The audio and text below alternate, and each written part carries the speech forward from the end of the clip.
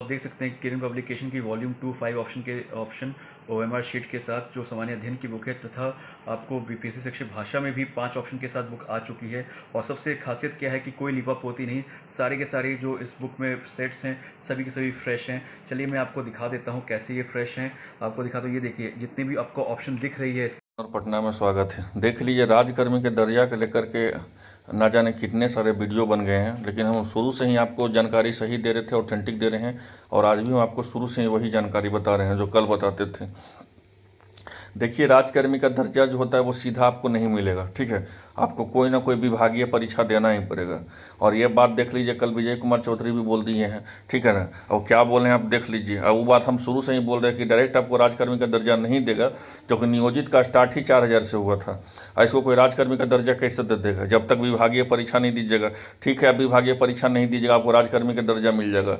और जो बीपीएससी से शिक्षक नियुक्त होगा वो केस कर दिया तो कि मेरे लिए जो है आप बीपीएससी का इतना बड़ा एग्जाम से आप ले रहे हैं और किसी को आप राजकर्मी का दर्जा ऐसे ही दे दीजिएगा। ये लोग भी तो ऑफिस में हो सकते हैं, कोर्ट केस कर सकते हैं। तो राजकर्मी का दर्जा जो है सीधा सीधी आपको नहीं मिलेगा, आपको विभागीय परीक्षा देना होगा।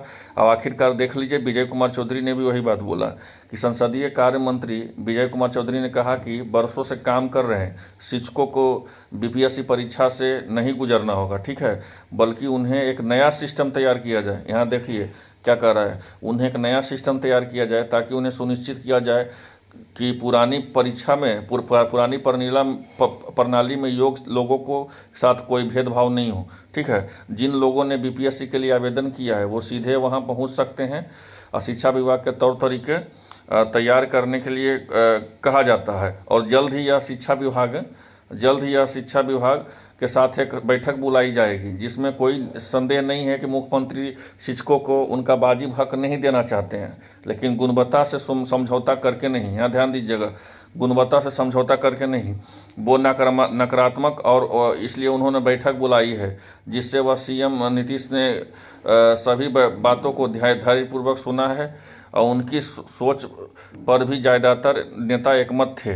लेकिन शिक्षा की गुणवत्ता और सुधार के लिए स्कूल की व्यवस्था और विश्वास को बहाल किए जाने के लिए उन्हें रोका ना जाए, ठीक है। तो आपको कहने का मतलब है आप लोग को विभागीय परीक्षा से ही गुजरना पड़ेगा, ठीक है। ये देख लीजिए, ये सुशील मोदी भी बोले हैं कि राजकर्मी का जो दर्जा है आपको मिलना चाहिए, ठीक है। तो ये सब तो शुरू से आवाज़ उठा रहे थे कि जो राजकर्मी का दर्जा मिलना चाहिए, लेकिन कहने का आशय ये हुआ कि आपको विभागीय परीक्षा से गुजरना पड़ेगा, तब आपको राजकर्मी का दर्जा मिलेगा।